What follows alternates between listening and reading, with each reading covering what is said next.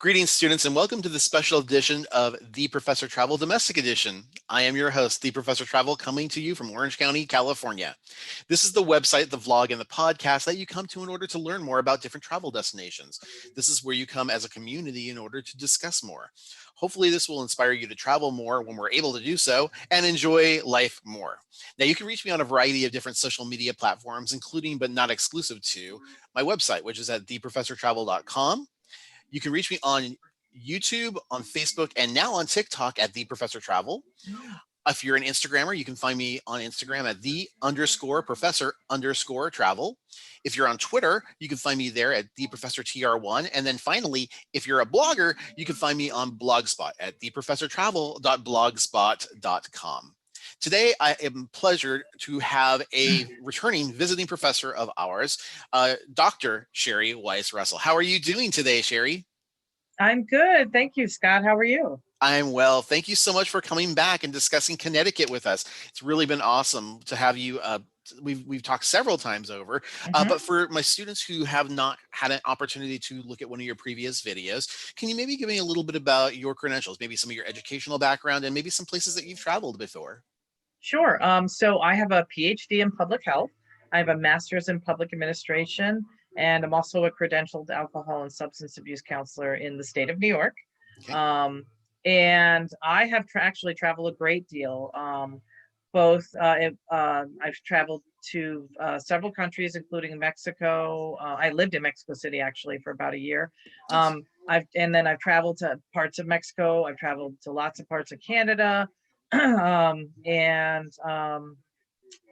I have actually driven through many times and visited 47 of the lower 48 states and 7 Canadian provinces, because I was an over-the-road trucker for about 4.5 years, and I got to see a lot of this beautiful country. That's awesome. I really appreciate that. Especially because it's one of those things that, especially right now with the pandemic, I think a lot of people are really interested in knowing more about domestic travel and understanding a little bit more about the highways and byways of America while they, are kind of restricted from, flying and doing a lot of things that maybe they would normally do during their vacation times. I think you're absolutely right. I think more people are doing road trips, RVing. I think it's great because one of the things I loved when I was trucking was just how beautiful this country was and how much there is to see and how much more I want to see when I get the chance to not be in a 72-foot vehicle and, just something smaller that can park and go to places. And it really is. It's just a beautiful country. And now is the best time to go look at things. And before we get started, speaking of radiant and beautiful, I know this is a little bit of an older picture of you, but you've lost some weight. How much have you lost? I have lost 23 pounds. Very nice. Congratulations to you on that. Awesome job. Thank you. Go keto. My advice to everybody. All right. So our conversation today is about this great state of Connecticut. So in order to get that started, let's talk a little bit about the history of Connecticut. Now, it's been obviously one of the founding 13 colonies, but talk to me a little bit about what you know about just some of the older history of this great state of Connecticut. Well, I know that because it's one of the 13 colonies, there was the birth of government. It was one of the states that our original government was formed. And there's a large agricultural community, which that was the primary trade, if I'm not mistaken, for Connecticut for a long time. There was a lot of agriculture. That was really the economic driver of the state, at least when it was first became a colony and then eventually a state. I know there's some great educational institutions that have been founded. Yale University was founded in Connecticut, and that's pretty much what I know for the older history. Okay, and in terms of more recent history, it seems like while there is still a growing agricultural hub there, especially like things like apples and the like, there is a very thriving insurance and banking industry in the great state of Connecticut as well. And I think that's more of a, relatively recent history piece, like you were saying. I think a lot of the older stuff moved into the agricultural wing, but now it's like more, driven towards administrative services and the like.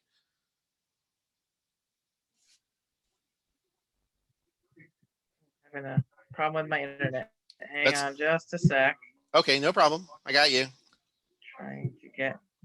Sorry, my internet was being a little funny, but I think we're okay. All Yep, right. I got you. This happens with our internet. Okay, no Okay. problem. But yeah, I was just commenting that I think that the more recent uh, the more recent history of Connecticut in terms of their their services are really geared more towards insurance and banking and things such as that. So just I was just commenting on that piece. Yeah, But absolutely. so let's Yeah, just I move. think that's been the, Oh yeah, no, sorry, go right I was gonna ahead. say, I think that's been, okay, I think that's been one of the, new developments because, banking, insurance, medical, that's a thriving business that I think has come to Connecticut since the 1950s and stayed. I also know there's like Xerox. There's a lot of large businesses, international businesses that have sort of made their home in Connecticut. When I grew up there, my father worked for Xerox and Cheeseboro Ponds, and so that's where a lot of those businesses have started and stayed, as part of as part of the economy of the state. Wonderful. Now let's talk about some of the geography of the area. It's lush. It's beautiful. Yes. It definitely has a Yes. lot of changing seasons. It looks gorgeous. I have a couple pictures on here. By the way, if you're listening on the podcast, please feel free to come over to the YouTube channel. Again, it's free. Don't you can find me on there at The Professor Travel, and you can see some of these wonderful pictures that I have here for you as well. A couple I have listed here look like forested areas, a lot of rural farming communities along the river banks, things like that. It just looks really quite lovely. Do you happen to know the immediate states, by the way, that surround Mhm. Connecticut? Yeah, it's first of all, I just want to say you're right. It is beautiful because there are. It's also it has a seaport. It has, so it's connected to the Atlantic Ocean, but then it's got these gorgeous mountains. It has incredible lakes, and then yeah, it is an absolutely beautiful. There's a lot of woodland. It's like one of the. I remember, when you drive through. I have family that still lives there, and when you go and drive through, it's a lot of like these winding roads through wooded, very, very wooded areas, and it's absolutely gorgeous, especially in the fall. Um, it abuts actually, one part of the state abuts New York, so they're right, and actually it's super connected to the New York City. Like a lot of folks will live in Connecticut, in Fairfield County, and just commute to the city by train, by bus, or some people are brave enough to drive and handle the traffic. But it is a truly, it's so close. Parts of it are so close to New York City that it makes it an extremely desirable place to live, which also makes it, the housing market is quite expensive in a lot of the areas. And then it's also up against Massachusetts, which is another beautiful New England state. So this Connecticut is located in the area of the country we call New England, and New England has a lot of culture and a lot of weather and things like that are kind of similar in those states. So it's Massachusetts, Connecticut, and I'm sorry, Massachusetts, New York, and I can't remember if it's abutting New Jersey, but it might also be abutting New Jersey on the entire, um, on all of the borders of the state. I remember when I was working for a university up in that area, I did have to drive occasionally because of training needs from New Jersey, but I would go through New York and then Okay. up to Connecticut. I wasn't sure if Vermont touched it at all, or maybe I'm thinking in the I wrong think area. Vermont, yeah, that's what I'm thinking. Yeah, Vermont, Massachusetts, and New York are kind of the Like states just that around. are bordering it. Yep. Okay, cool. All right. Well, let's talk about the weather in the area. There are some. I mean, for the again, it's one of those areas of the U.S. where you definitely get all of the seasons. It's really quite lovely, Yes. but occasionally you will get some inclement weather. I've heard tornadoes will sometimes touch down Yeah, there. yes, they will. Sometimes there are tornadoes. There are blizzards. The snowfall can be um, really deep, like really high. And I think it has to do with because it's on the ocean. Parts of the state are on the Atlantic Ocean. The weather fronts, especially when we have these so-called nor'easters, when the weather is circling back around and coming back in, it comes right over New England, and New England typically gets a tremendous amount of snow. Interestingly enough, though, it's more temperate than say New York. You don't get the deep cold that you do in some of the more northern states or northwestern states, or northeastern states. You get the weather doesn't get like super frigid. You'll get into single digits maybe on occasion, but generally it stays in the teens and 20s during the winter. But like I said, you'll get huge amounts of snow sometimes, because of the way those weather patterns work. But also the summers are really hot, usually pretty dry, except on those odd times when we have a wet, what do you call it, a wet summer. But generally the summers are not only very warm, but they're also long. We tend to get the summers go a little bit longer in Connecticut and in the general New England area than they do in some of the more interior states. Wonderful. All right. So now let's talk about the culture of the great state of Connecticut. In terms of religion, when I think of especially a lot of the 13 colonies, I tend to think of the founding fathers, and most of them were Quakers. deists. Yeah, and Yep. Quakers and things like that. So it was like you have a lot of the older sects of whether it's Christianity or non-religion, it was in that general time frame. You do tend to get things. I don't know if there's a huge population of um, uh, uh, Amish or anything. I think I know that there's some, Um, especially in the like New Jersey and Pennsylvania area, but I don't know yeah, that they go those all are the the way to. Amish and the Mennonites. Mhm. Connecticut does have, I think, more of if there's probably more of like the leaning towards that Quaker type of faith, or belief system.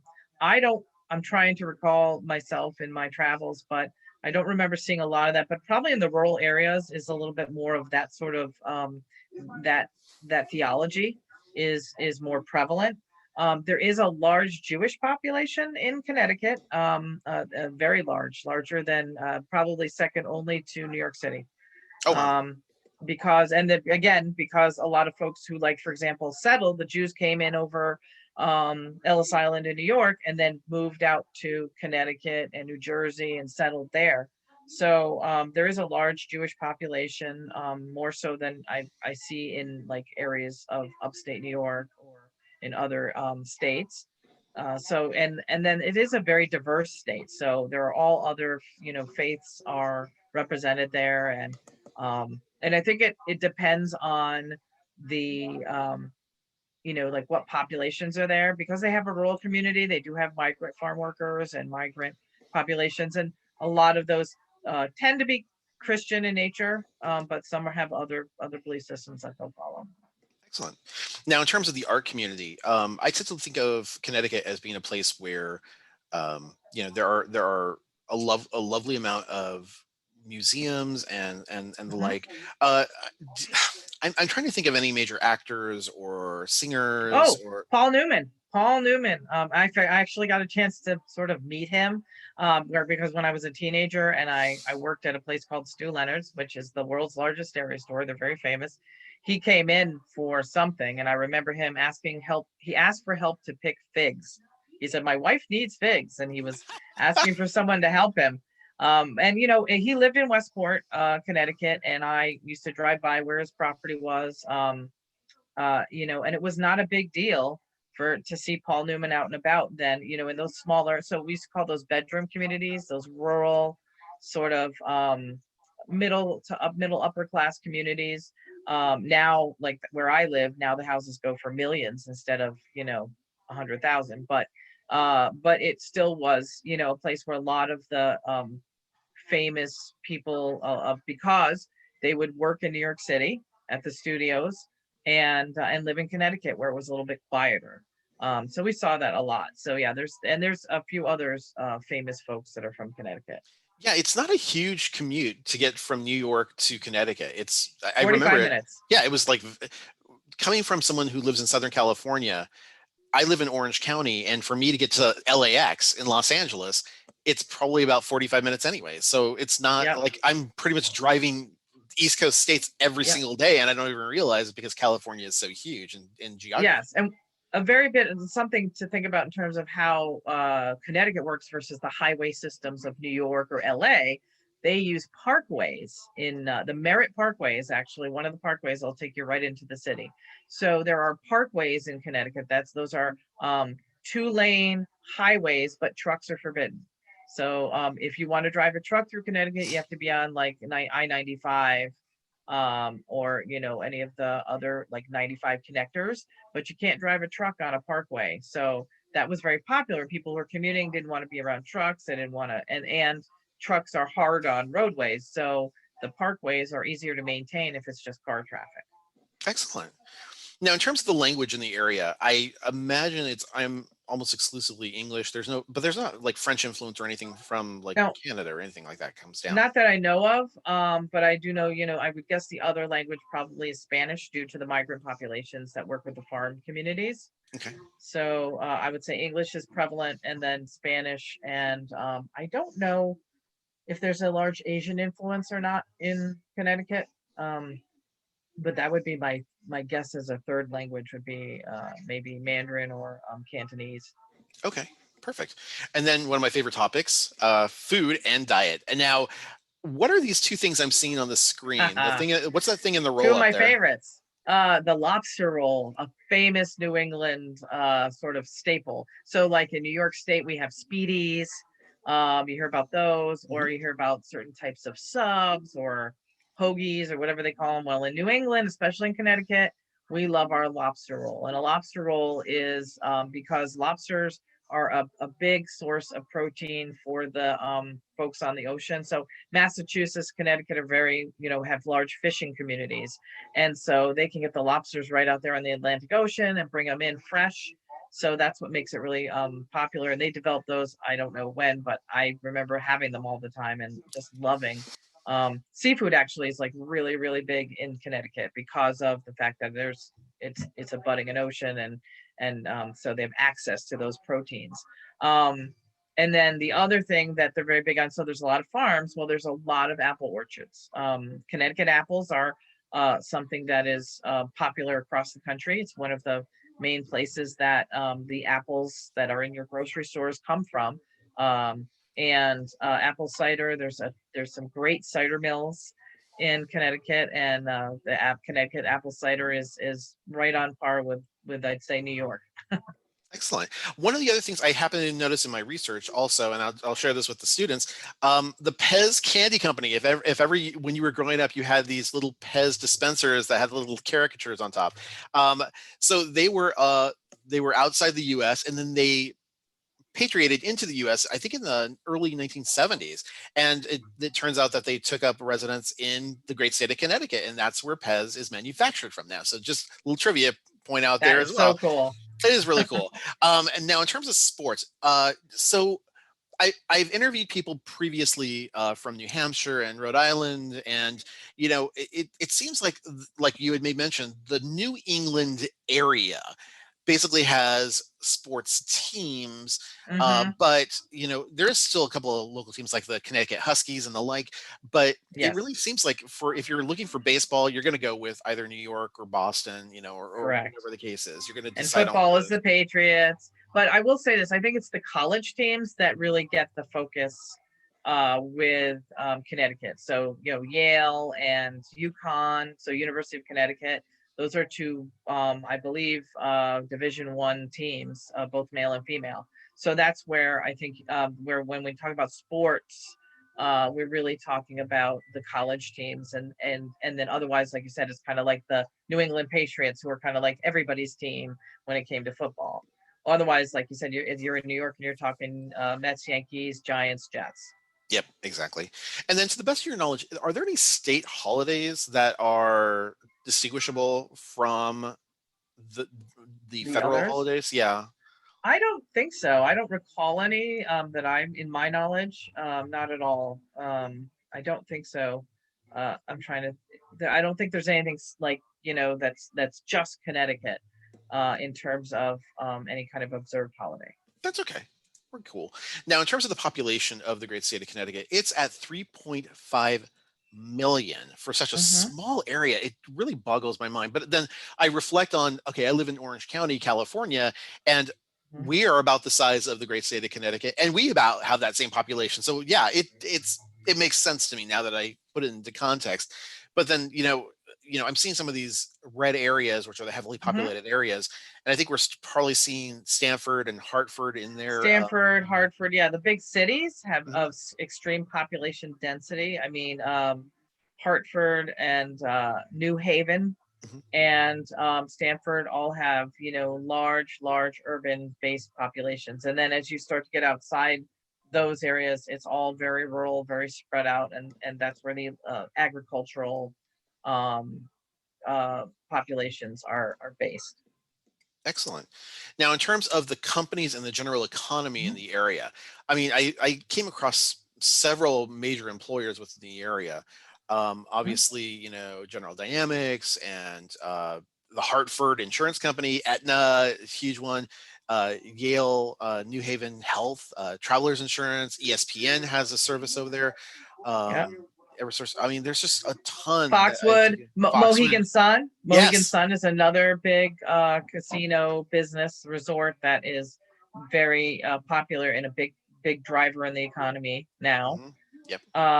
Yeah, and there's a lot of, and then the universities I think contribute greatly. So Yeah, Yale the and more UConn. the more I'm looking into different states, I am really surprised. And this is my learning experience that I've noticed as I've gone from state to state. It seems like some of the biggest employers in a lot of the states, especially the smaller states, are definitely in the medical area and or definitely in the Hmm. universities. Those are huge employers Right, as you get into the different states. So I'm really quite surprised. But absolutely. are there any And major other ones that I've left off here that you can think of? I'm thinking about the hospitals and systems. Mhm, Yale Teaching Hospital. I believe, if I'm not mistaken, that Connecticut actually has a couple of large teaching hospital and hospital systems there that are again, like I said, because the medical community is a big driver of economy. And I believe that there's some like the Yale Medical is another big part of the economy. excellent. So that being said, let's move into travel and transportation. Now, Hmm. being a former trucker, you've had the Hmm. ability to go over the different roads there. You're familiar with the Yep. parkways as well. How Mhm. would you say the infrastructure is set up is there compared to other states? I think it's very different. Where a lot of states have, you hear about rural routes. So, for example, in New York State, a lot of our rural routes, you're driving through farmland, and Mhm. so it's very like open land that you're driving through in some of these rural routes. And then, of course, you have major highway systems and multiple ones in states like New York and California. You've got multiple interstate structures or infrastructure. In Connecticut, you really don't. They have the parkways. They have I-95, which is the major interstate that goes through the state, and some probably loops like a 295 or 495. But then the when you're driving through these communities, and I'm not even talking the rural farm communities, I'm talking like Fairfield County, and Southbury, Connecticut, and Danbury, where my family is located.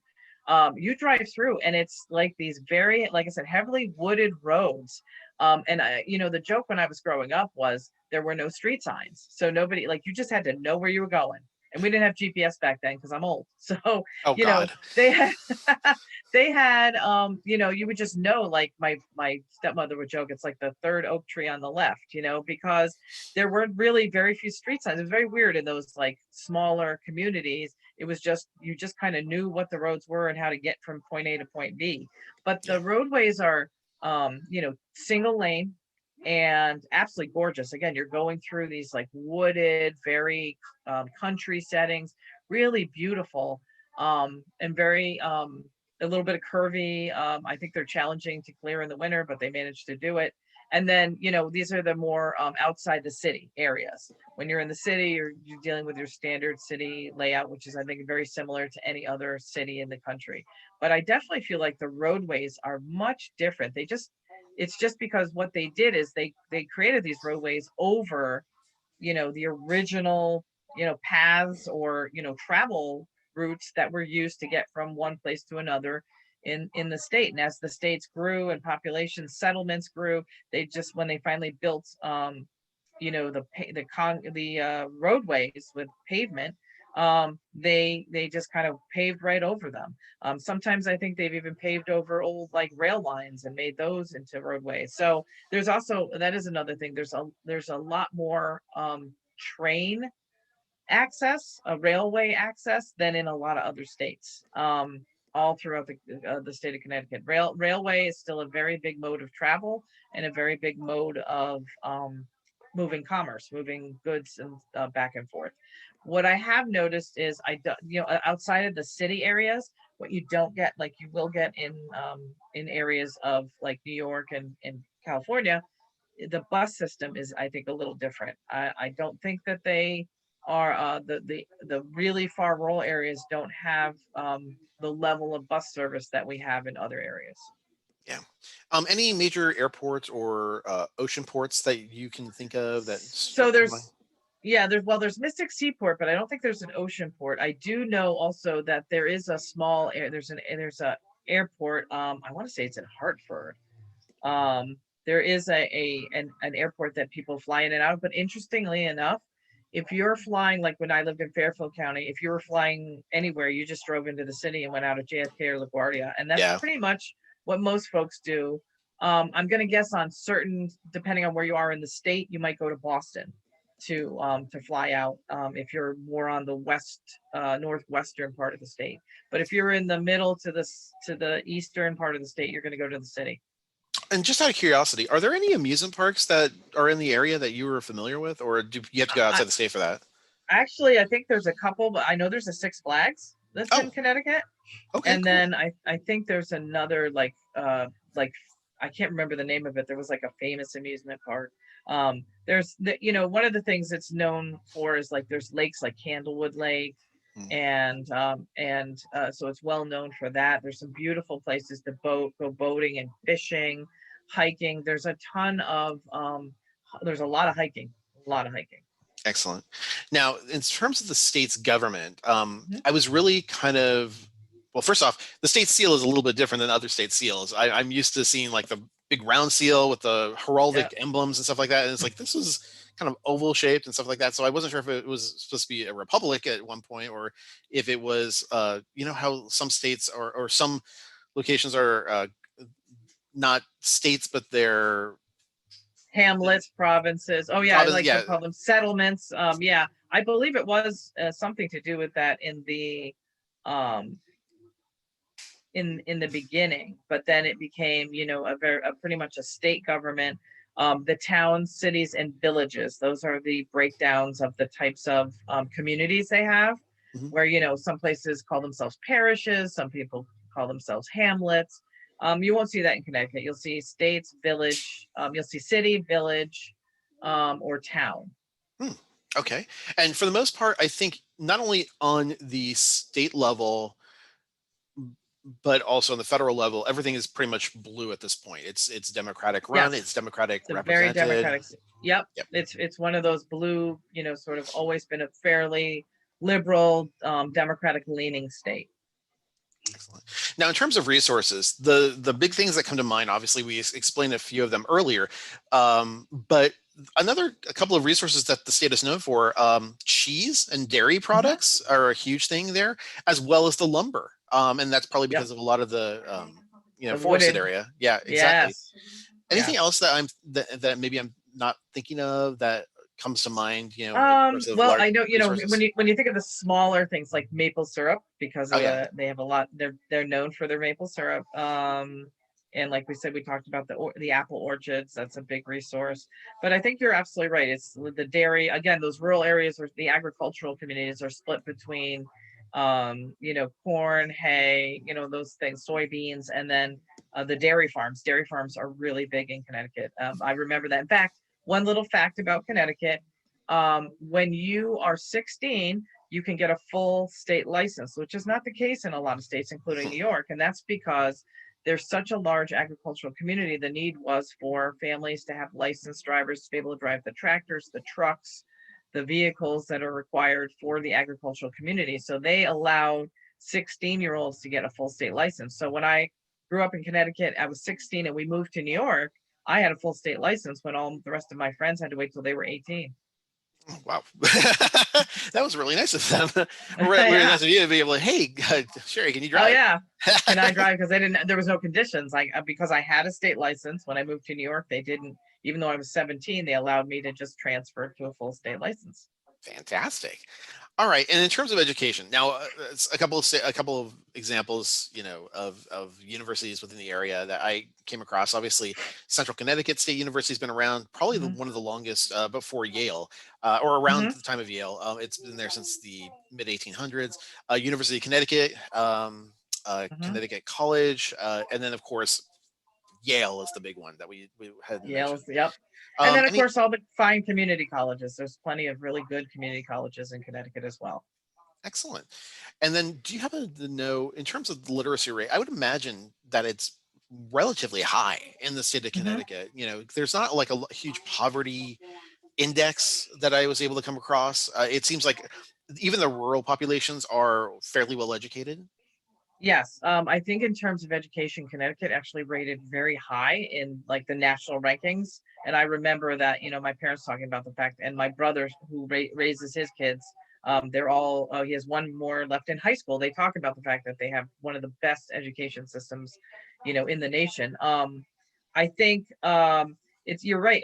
Connecticut itself is, I mean, all states have poverty and they have a homeless population. They have some poverty, especially in the urban areas and some in the rural areas. But as long as for the agricultural communities, as long as the crop prices are doing well, I can tell you that those times when the dairy shares, the milk shares were low, that was really impacting those dairy farms.